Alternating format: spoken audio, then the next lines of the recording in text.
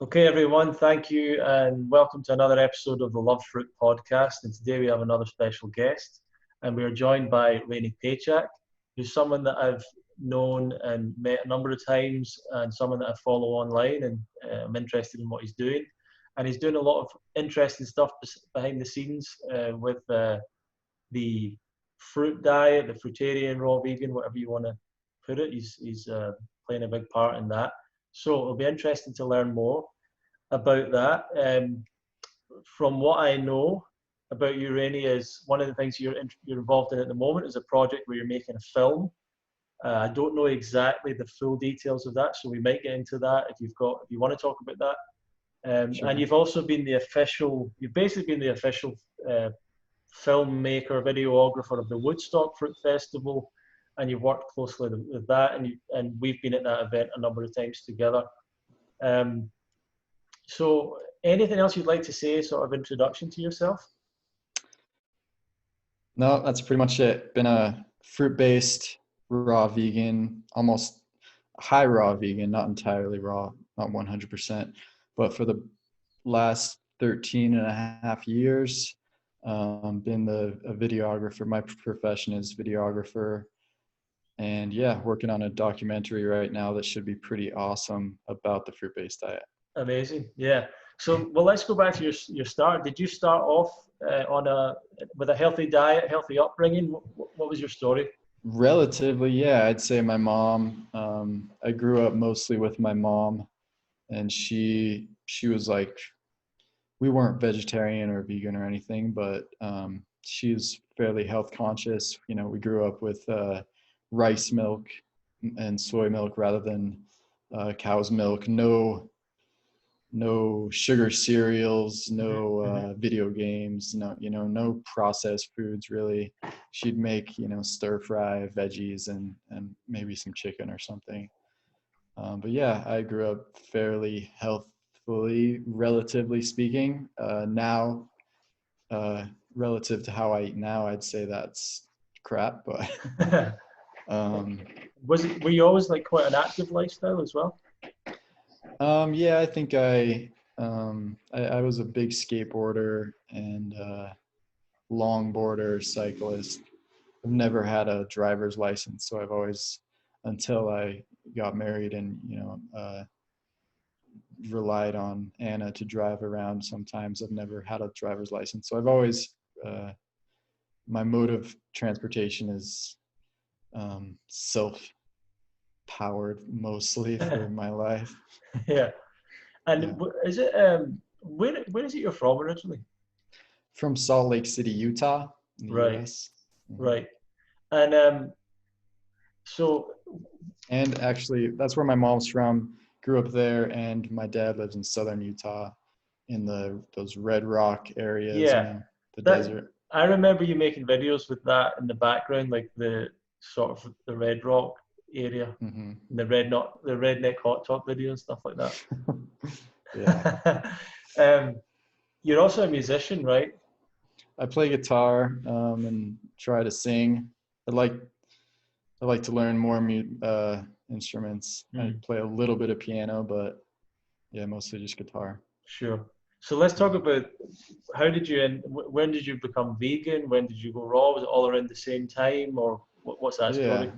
Um, I think I was about 16 or something and was doing drugs, mushrooms and LSD and peyote, mescaline, stuff like that. And basically, my takeaway from all of that is that we humans are, for the most part, acting crazy and backwards and misaligned with nature. And we should, and my takeaway from that when it comes to diet is, we should look to how animals live in nature and learn from them. Maybe our closest relatives are the best, example. So the bonobos, chimpanzees, what are Mm, they eating? And it kind of was just like a really intuitive thing. It was just like, okay, what do they eat? I should eat that. And then like, I remember like the day after one of my experiences, I think with mushrooms, I went to a yard sale at a house that I actually used to live at. mm, And there was a box of books, and the only book in there was a recipe book. It was one it's a recipe book by Sarma and Matt from Pure Food and Wine, in when Pure Food and Mm-hmm. Wine used to exist. It was called like Raw Eat Raw, I don't know, some Raw World, something like that. But it was like raw food recipes that were like super, super like expensive ingredients, very like amazing food. But it's like, you know, food you'd see in a 4 or 5 star restaurant for like $100 per plate or whatever. Yeah. And so I never actually made any of those recipes, but that was like an interesting like synchronicity that kind of led me to the raw foods. And then I remember I was in high school at the time, and one of the things we had to do was like open up a newspaper and find a newspaper article to write about. And I just opened up the newspaper, and there was like an article called From Earth to Mouth about a local raw food restaurant. And these were all like I think this was like first day was first day was the mushroom trip, second day was the yard sale, third day was, you know, back to school, reading this raw food thing. And it was like insanely synchronistic. And there was just, I could talk about like many instances like this. That's And it crazy. wasn't actually till years later, like I went to the raw food restaurant, tried it, felt like I loved it and stuff.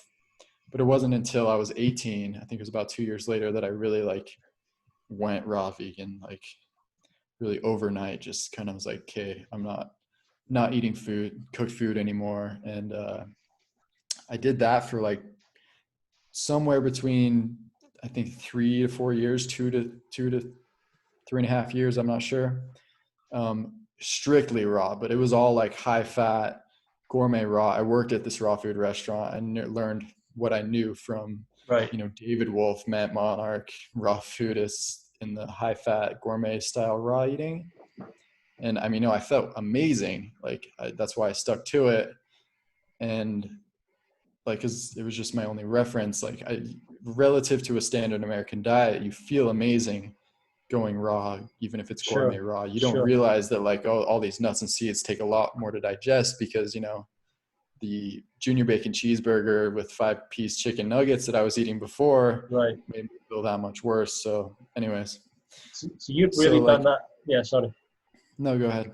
I was just going to say you've really done that experiment of the high fat gourmet diet, Mm-hmm. raw food gourmet diet. Yeah. And then it was like 2, 3, 4 years later, probably somewhere around 3 years later, I went down to Uruguay with my friend, because my godfather owned some land down there, my vegan friend. And we would go and like travel around Uruguay, and like, you know, he was just vegan, like would eat whatever that's vegan. And I slowly started slipping back into eating some cooked food. And this was the first time in years that I had recognized like how drastic it is to go from eating raw to cooked, and like what it does to my body, and learned like what foods do what things. And like, Sure. you know, I found that like cooked oil was by far the worst thing. Right. And maybe like I would be itching all night long, like 5 minutes after I ate, like actually like seconds after I would eat something cooked, especially if it had cooked oil in it, I would get like an itching in the inner ear. Yeah. This was like seconds, and then like within a minute my heart rate is raising and my body temperature is raising. And like I'm just like really understanding like, holy crap, my body is like, what is this? Yeah. This is foreign. Get this out of here. What are you doing to me? And like I would get acne within like hours. Mm. I'd be itching everywhere. Like my lymphatic system just like, I guess, was being flooded by crap. And it was just like, you know, I think itching is like our way of like stimulating our lymphatic system, you know. Nice. I was like realizing that, and like couldn't sleep because I was itching so much. Like I touch a point over here and it would like stimulate a point over here that would start itching. And like it was like this thing where like the itching all night long, and it's just crazy. And I found out that like cooked food does different things. Like oil's the worst, you know, maybe steamed veggies is the least worst. Mm-hmm. And but then like I was realizing like, steamed veggies don't really have many calories. How are people going to survive on steamed veggies, even though it's like the least worst? So what has calories that can actually like sustain a healthy lifestyle? that's active, right? Yeah. But doesn't make you feel terrible. And that's like when uh, this is about the time that Freely and Durian Red are talking about, like, okay, if you're not eating, that they weren't eating cooked yet, but they're like, okay, if you're not eating um, completely raw, go for the starches, you know? So Mm-hmm. that was like when I realized that, like, okay, high carb, because I was still coming from high fat, right? So I didn't really understand that like high carb raw was best. I do remember having this like intuitive feeling that like fruitarianism, like that's the end all be all, like that makes the most sense. I just wasn't practicing that, but like I had this idea, and this is about the time where it all clicked, where I'm like, okay, so high carb cooked is probably the best, but high carb raw is like even better. Like, and that's when I started eating a lot of fruit, and that's when I started feeling amazing. And that's when I really started getting in fruit-based living. Like, Yeah. I was aware of Doug Graham, and I had gone to like raw food, raw spirit fest, and Doug Graham was speaking there, and he was like the outcast, you know, nobody wanted to listen to him because they were all about on David Wolf and Matt Monarch and all these people. And so this is when I was like clicking, and when I really got into eating the Yeah. fruit based. I'm just really interested in those first few years when you were Gourmet Raw. You had the restaurant. I'd like to know more about the restaurant, by the way, if maybe tell us Mm-hmm. about it. But what was the scene you were part of? Were there other people doing it where you were? And you mentioned events. What were those events like? The raw spirits and stuff. I'd like to hear about that. Yeah. So the raw food scene in Salt Lake City, where I grew up, it's really based around this place called Rawtopia. It used to be called Omar's Living Cuisine, Hmm. and now it's called Rawtopia. And it's no longer vegan. He serves actual like meat products there now. But anyways, back in the day, it was like, I think it's still one of the best raw food restaurants. It's this Lebanese guy who his mom is an amazing cook. She's got like the best Lebanese restaurant in the city, maybe the state. And so he's an amazing cook, and he brought like really ethnic foods, because most of the time these raw food restaurants are like, you know, lasagna, maybe they've got a pizza, salad, sushi, but he's got like raw falafel, tabbouleh, lebne, you know, all these more ethnic foods that are really amazing, like sprouted wild rice that with curried coconut is like really amazing. I think it's the best raw food restaurant that I've ever been to. Yeah. And but he was actually, I don't know, I'm just glad that I had him as a reference rather than just being into David Wolf and all these Sure. things. But yeah. And then I got connected with this family in Salt Lake who really they were like the main community organizers for the raw food movement there, and they're really cool. And they would have potlucks, and you know, it was all the Ormus, like um, all these, like there's two different raw food worlds, you know, there's the Yeah. high fat Ormus superfood powders, and then, you know, fruit based. And Isn't the Ormus Gold? Isn't that like from Utah or somewhere like that? Like special soil in the like somewhere like that. that's, yeah, they get a lot of people get the soil from a Utah desert soil, the mineral deposits and stuff. But Yeah. Yeah. um and but this family was great, so they like took me in. I was like best friends with them, and I had gone, you know, I was going from, like I said, my favorite food was Wendy's 5-piece chicken nugget with junior bacon cheeseburger combo off the dollar menu, and smoking weed all day and playing video games with my friends, to like completely shifting. Like, I'd stopped hanging out with my old friends that I was friends with my entire life and just hung out with this family for like years. And so that was like a big shift in my life, and Wow. they're awesome people. Still stay in touch with them, but yeah, I forgot what else your question And was. yeah, the events and things like that. What was Oh going yeah, on, yeah. and the Raw Spirit Fest and things like that. Hmm. Yeah, so this family would hold potlucks and all sorts of events. Like, they got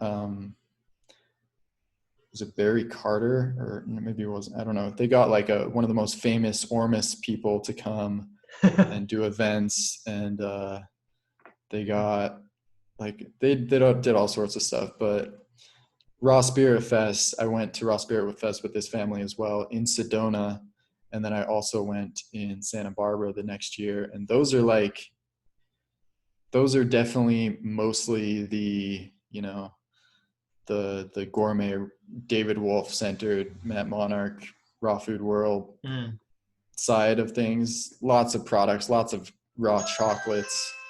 Yeah. My doorbell's ringing. 1 second. Okay. Anna, doorbell's ringing. So Did you take those are any? really interesting events. Did you take any of those products like Ormus and anything like that? Yeah. I didn't feel a thing on the Ormus. I never like Tony Wright actually. Or he and I are in agreement that it's mostly trash, but I think there's an interesting way to get monoatomic elements. This Ormus stuff is like, you know, it's in Kemetic texts that are ancient, like it's apparently in the Bible. It's in you know, ancient Egypt scripture, like mystery school stuff, and there is ways to get monoatomic elements, and monoatomic elements definitely have very interesting properties. But I think what these people are creating in the labs is mostly just trash. They're not going through the actual steps you need to get these elements properly. So yeah, I've taken many of those things and never felt anything, and Tony Wright agrees with me the same. And so these raw food spirit fests are mostly just like David Wolf worshiping fests and just products, dehydrated, salted nuts and sprouted things, and raw chocolates and kale chips and all that. Sure. And so is it through like YouTube and Freely, Durian Rider, people like that you start to move towards more fruit in the diet? Yeah, definitely Durian Rider, during this time where I was kind of experimenting and realizing high carb, Durian Rider was a source of inspiration for sure. Which is funny because I don't find him a source of inspiration at all anymore. But aside from all the trash talking, yeah, his old videos were awesome, were really good, I think. Yeah. And so with that sort of change, were there other people doing that where you were, or were you kind of on your own? At this point, I was mostly in Uruguay with my friend, and I didn't really know anybody else. But this was when I was like joining 30 Bananas a Day, so I did sort of connect with a lot of people. And then I was in Uruguay the next year alone. And this is when I was really like experimenting on the fruit, because I didn't have my other vegan friend that, you know, was kind of an influence to go out to vegan restaurants. And but we definitely ate a lot of fruit. And then like the next time I was in Uruguay, the next year was like when I really, really got into the fruit. And that's when I started. Actually, in between this time, I remember, actually I was on 30 Bananas a Day a lot earlier. I just didn't take it as seriously with all the fruit, because through 30 Bananas a Day, I got connected to a woman in Sedona who I lived with for 6 months before I ever went to Uruguay, and was eating a high fat still. And so actually 30 Bananas a Day completely changed my life, like even before I started eating fruitarianism, because it brought this whole community that like and like made me move away from where I was living for 6 months and live with this person, which is a whole nother story, which I probably won't go into. Well, it seems like, I mean, it seems like that at some point around there, I imagine you went to Woodstock for the first time, and that's obviously played a big impact in your life. You met your wife there. You've worked there as well. Tell me a bit. How did you end up there, and what was your first memories of that event? So I decided, I think in 2012, I saw the Woodstock Fruit Festival documentary on 30 Bananas a Day, and was like, I need to go there. And I think the 2012 documentary was really good. It was really well done. It was like a longer video. Yeah. It was a nice production. And I was just amazed by it. I was like, I have to be there. And at this point in time, I was getting into YouTube, and I really wanted to start making videos, and I really wanted to start making a documentary about fruit-based eating. And so I was like, I actually started a GoFundMe to get me to Woodstock to start a documentary. The GoFundMe kind of flopped, but I ended up getting there, and with some help of a friend, bought some camera equipment and started interviewing people for a documentary. And yeah, Woodstock was amazing. I got a bunch of interviews with people, met amazing people. Woodstock, if you haven't been there, it's just the most amazing place. Just, it's awesome. And all the interviews I never actually ended up making a documentary with. I just ended up putting them on my YouTube channel individually, and kind of just made my YouTube channel about people in the raw food movement who have cured things, who have done amazing athletic things. And at the end of the Woodstock Fruit Festival, I talked to Anna. I actually didn't talk to her, my would-be future wife. I just said, hey, like literally I was walking to the car to leave. She was getting on the bus to leave. And we just said hi. I found her on Facebook, and we started talking. And a month or two later, I came down and visited her in Brazil. And we had an amazing time. We traveled and we got engaged. And then we traveled all around Asia to Thailand, Philippines, Malaysia, Nepal. And that was an amazing experience. And then the next year we went to Woodstock and got married. Yeah, so that was like the first wedding at Woodstock. Mm-hmm. There's been another one since. And Tony Wright was like your best man. It was, yeah, I couldn't ask for a more amazing wedding. Tony Wright was my best man. Ann Osborne officiated. We ate a durian and watermelon cake. It was Yeah, awesome. you're good. You're quite connected with Tony Wright. Is he someone you really kind of connect Yeah, with? I think in my opinion, he is someone who's doing the most important work in the community. Just like if you're not familiar with his work, he's been, for decades, he's been an independent researcher researching the effects of a fruit-based diet on our psyche, like how human evolution of our neural system has been affected by a fruit-based diet, and by a non-fruit-based diet, how we've eaten since we left the non-seasonal tropical equatorial forests of Africa and beyond, and what that's done to our bodies and our minds and our psyche and our society. And I think he's amazing for sure. Yeah, yeah. The other thing at your wedding, maybe we won't get into this. I don't know. Is there's a bit of there's a bit of controversy that happened later on. I don't even understand why this happened, where Nicholas, who became Nicocado Avocado, uh, Yeah. was violin player at your wedding, and then kind of it seems like he complained later on that he wasn't paid for it or something, Yeah. and started to attack the festival, started to do all this stuff, really weird, and then and you had to make some response videos clearing a lot of things up. He's since went on, as a lot of people know, to be this massive, crazy YouTuber doing these mukbang videos of and just getting really fat, and it's kind of sad. Like, it's Yes. I feel for him, but at the same time, I have tried everything in my power to show him compassion and empathy, and forgive him. And he has showed time and time and time again that he's not deserving of not only is he not deserving of people's empathy and attention in that way, he uses it against them, yeah, which it's classic narcissistic behavior. Yeah, that's a whole story. We got married. He was the violinist. He volunteered to be the violinist. He was excited to play at the wedding. I have I have, I have proof of all of this. It's ridiculous. It's such I have to have proof of all this because after he claimed that I didn't thank him. He claimed that Anna didn't thank him. He claimed that nobody at the Woodstock Fruit Festival thanked him.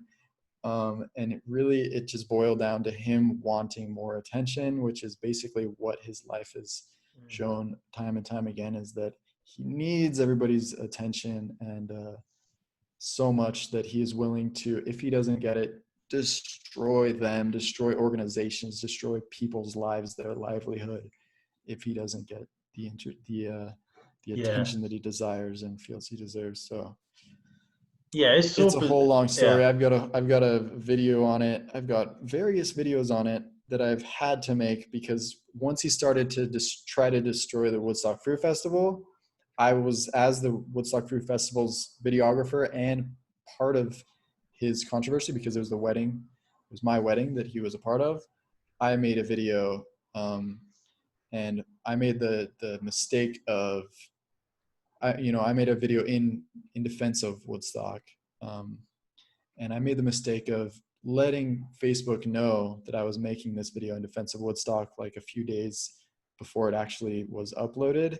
And he, that night, made a video 40 minutes long, basically trying to get his viewers and anybody who's his viewers to distrust me, my wife, the Woodstock Fruit Festival, a woman named Lisa, anybody affiliated, anybody he could, to destroy my reputation, so nobody would believe what I have to say or what the Woodstock Fruit Festival says in these videos in defense of them. Like, it's really evil genius stuff, and it worked. It absolutely worked. He got 40,000 people to completely distrust me before the video came out. So everything, it was a clusterfuck of it was weird. He used to make really great videos about that festival and the fruitarian diet. I mean, when I only talked to him a few times, I thought he was quite a nice guy when I met him. Quiet guy, but he also, a lot of people, what he didn't mention, I think a lot of people didn't mention, was the festival had been really good to him. Like, he'd been there as someone else's assistant before. He got in for free. Someone else from the festival paid for him to go. Like, he didn't. I don't know if he ever even paid to go to the event, right? And I don't think he did. I would be surprised if he had some kind of volunteer price ticket for when he was the violinist of your wedding. So it was. That year he was paid to go. Right. Exactly. Crazy. Yeah. So I could talk for hours about this. It's probably a waste of everybody's time, but sure. Basically, I just want to say that this kid has showed over and over again that he has a pattern where, if he doesn't, I've already said this, I'm just repeating myself, but if his demands aren't met, if his attention, desire for attention isn't met the way he wants it to be met, he will do everything in his power, like, to destroy your reputation, anything you're affiliated with, whole communities, whole organizations like the Woodstock Fruit Festival, whole diets and lifestyles. Just, I've never seen anything like it. Yeah. So it's been a bit of a weird. I basically ignore what he does, but it's been really weird to see that what he's done. But anyway, back to the festival. You've been responsible for a lot of the videos that have come out about the festival over the last number of years. Anna, also your wife's done a lot of the photographs, so some people might not know that if they listen to this. But how did this come about, the whole documentary project? You said you were doing it kind of before, that was your intention before, but where are you at with it now? What have you done so far? Is there anything you want to reveal about it? Can you maybe talk a little bit about it? So I think it was the 2015, the year after we got married, somebody at the Woodstock Fruit Festival a friend of mine approached me saying, I've got a lot of money. I don't know what to do with it. Do you want to make a documentary? I think it'd be cool if we made a documentary. And I was like, heck yeah, that's been a dream of mine for years now. Let's do it. But I just wasn't ready at the time. And so the next year I came up to him and said, all right, I'm ready. So we, after the festival, just really started buying video equipment, started talking to people to interview. We traveled for the next 2 years quite often around the world to interview fruitarians, doctors, nutritionists, people who have done amazing things on a fruit-based diet. And we are now in the editing phases. Unfortunately, COVID did kind of, on our last trip, it stopped us from interviewing 3 different doctors. We had to cut the trip short. So it would have been perhaps more credible had those other 3 doctors, but we got an amazing interview from Dr. Greger, probably the most pro-fruit, medical doctor out there. And now we're in the editing phases, and it's going to be a great documentary. I do believe it's just taking a long time. We've got, hundreds of hours of footage. Sure. Do you have a name for it, or a story, or is it I guess it's a documentary rather than anything else, but is it what would you call it, like a synopsis or something for what it is? Basically, our mission statement is just to get people to see fruit differently, to get them to, change their view of it from maybe a healthy snack, or a lot of people these days think, it's not a healthy snack even because it has too much sugar. Change the perspective from that to, no, this is actually one of the most optimal foods. This is human food in its best, most optimal form. That's really our mission statement, is to change, the general public's view of fruit. And the documentary is most likely going to be called Sweet. Nice. And yeah, and so is it like, would you call it like the equivalent of what the health or a Fox over knives for the fruit diet movement community, that kind of thing? I'd say it's a mixture of what the health and maybe cowspiracy, because we do want to get into animal agriculture a bit, but also we really want to get into environmental aspects and talk about some things that these vegan documentaries haven't really mentioned, because they don't see us as a frugivorous species. Like, my whole thing is symbiosis. Like, my YouTube channel is called Symbiotic Solutions. That's my handle on Instagram and stuff. And I think we are meant to be a symbiotic species with nature, and most of our problems that we are currently creating is because we live a parasitic lifestyle. We destroy, we don't have a mutualistic relationship with our food, the environment, the animals, anything like that. So, wow, I never thought about it that way. The idea of like going from parasites to symbiosis. I never put that together. Yeah. To me, that's like my religion, honestly. I think we are meant to, like, that's how we evolve. I think we've already been there. We've just kind of like had what Tony Wright calls a fall from grace. Like, we've already lived in very symbiotic means with eating fruit, like we call it the Garden of Eden or whatever, and that's another thing about this documentary. We really want to use fruit as like a uniting force.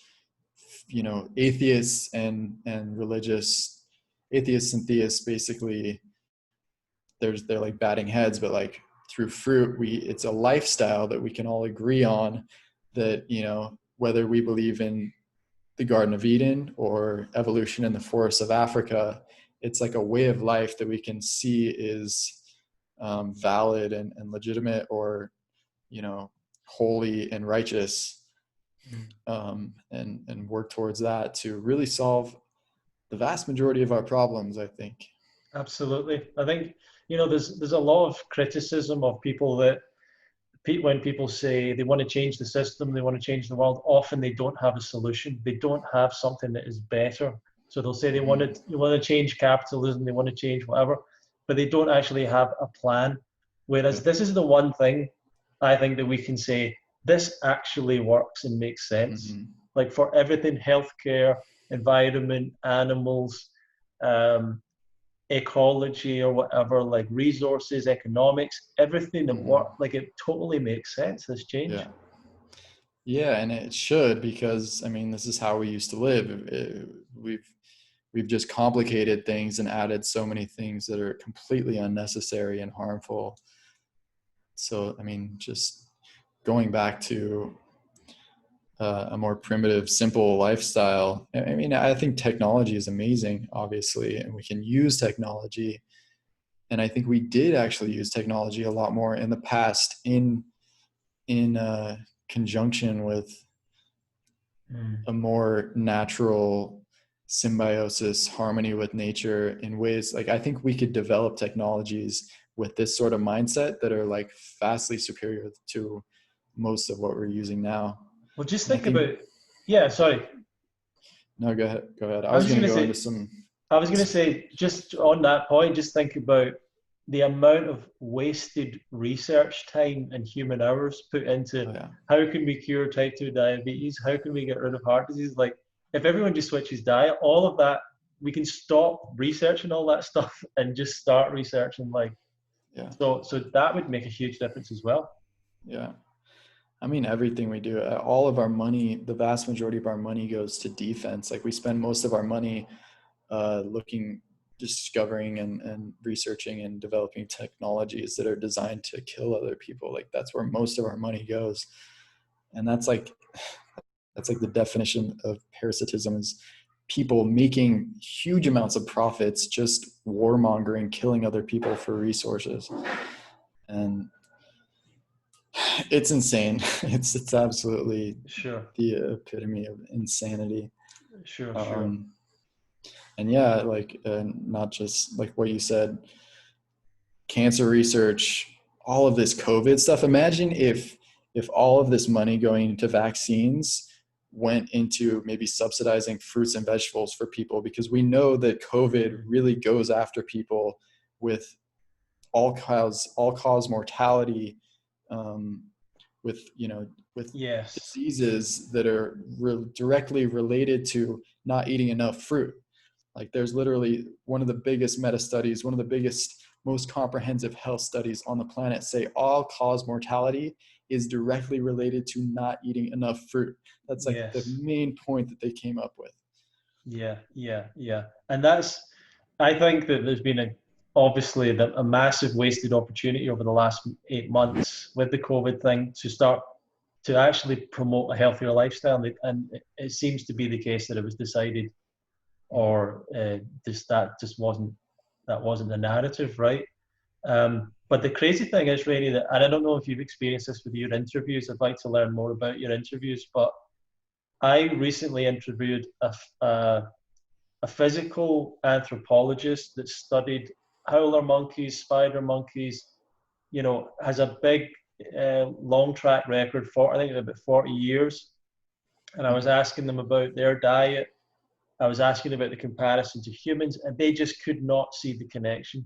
And it was insane to me, like, that this person could have been working on that for so long and never come into their mind, like, wait, we're like, like maybe that's what we ate. Like it's bizarre, and I don't know if you've experienced that or things like that in any of your Yeah, conversations with people. absolutely. We interviewed this botanist who is specialized in fruit, and I could not get him to say a single thing that would, that would,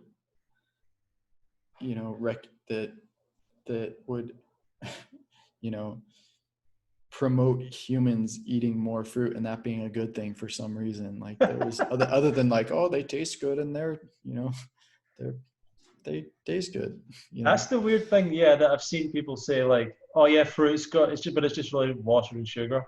Yeah. Wasn't that's not a big deal. And whereas Yeah. I think Tony Wright actually said that he contacted people and they were like, fruit, it's just water and sugar. And Yeah. he's like talking about all these things in it that like influence hormones and stuff like that. And Yeah. brilliant. Yeah. They're like, wow, he's really onto something. But, you know, like that will not change the way I see anything or talk about anything. Like I'm just going to keep going along with my narrative, you know, and not learn anything. I will recognize that you have something interesting there, but it's not going to change Mm, mm. anything. Yeah. Did you do you have any what have you learned from the interview? Anything in particular that you got that you new things that you learned? Um, we got somebody working in our roof on the electricity. Okay. I hope they don't cut the electricity. If Sure. they do, that's why. But um, yeah, I mean, it's hard to really think about anything in particular, but I mean, I'm a fruit enthusiast, and I feel like we definitely encountered many fruits that I had never seen. We saw lots of fruit farms and saw lots of fruits I Oh never knew yeah. existed, and yeah, that was really cool. So it was like you interviewed some fruit growers as well, specialist fruit growers and things. Yeah, in all sorts of durian and stuff in Borneo, and also in Australia and Hawaii and Florida and and Brazil. This guy in Brazil has amazing rare fruit farm with perhaps more rare varieties than anywhere else in the world. Really cool Amazing, stuff. yeah. Yeah. And what's your intention with getting the film out there? Would you like to try and get it on Netflix, or what's the idea? That would be great to get on Netflix. The only problem is Netflix is very unfriendly to producers that are not, you know, Netflix originals. So that, you know, you get very little money back for your efforts, and they don't do any like promotion of your work. Somebody has to happen upon it. Um, Mm, so apparently I've learned a lot from Jeanette and Alan, who have the Running Raw documentary, the mm-hmm, runners mm-hmm. around Australia, and they are quite against Netflix for various reasons. Like the Game Changers, they fought for years with Netflix to get a deal that, you know, was somewhat fair to them. So yeah, we'll see. We're gonna cross that bridge when we get there. We've been working a lot on the. I've been working a lot on the editing and just trying to find the best approach and the most cohesive way of putting everything together. And So that's. do you have any idea for a premiere of the film, maybe at Woodstock or something like that? We really wanted to premiere it at Woodstock, at last Woodstock, which didn't happen. Um, but yeah, we're still like because Woodstock didn't happen. I kind of use that as an excuse to slow down, and I don't know. It's taking a lot longer than expected. We don't really have a real release date. If Woodstock happens next year, that'd be awesome to show it Nice, there. nice. So, Rainy, if people want to stay in touch with you, learn more about what you're doing, maybe get in touch with you, where would they go to find out more?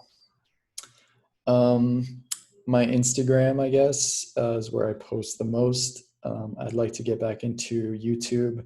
Both of them are Symbiotic Solutions, YouTube and Instagram, Facebook, Rainy Pachak.